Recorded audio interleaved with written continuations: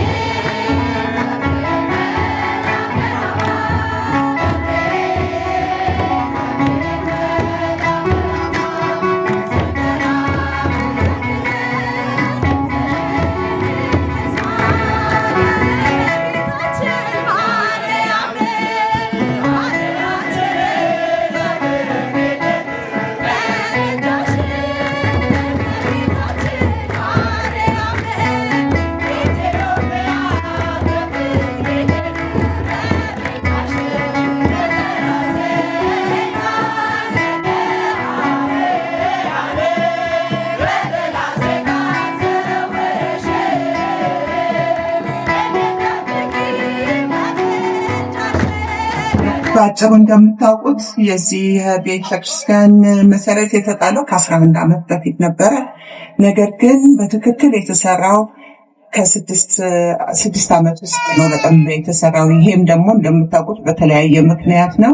ግን እግዚአብሔር በራሱ ሰዓት ሁሉም ስላከናወነ ክብር ምስጋና ለእናንተ ይሁን። ለብፁዕ አባታችን ግን ከፈቀዱልኝ አንድ መልእክት አለኝ። ብፁዕ አባታችን አካባቢው ብዙ ፈተና ያለበት አካባቢ ስለሆነ በህንፃ ቤተክርስቲያን ያው እንደሚያውቁት ምንም ባዶን ምንም አይደለም። ግን ትልቅ የወንጌል ትምህርት ጠንካራ ሰዎች ኖረው ወንጌሉ የሚስፋፋበት እኔ ህልሜ ይሄ ነው። ከዚህም አልፎ እግዚአብሔር ፈቅድ እድሜ ይስጥልኝ፣ እግዚአብሔር ይስጥልኝ። እግዚአብሔር ደግሞ ተዳፍኖ ለማየት ያብቃል። የአብነት ቤቱ ተስፋፍቶ እንግዲህ አደራው ለእሱ ነው። እግዚአብሔር ይስጥልኝ።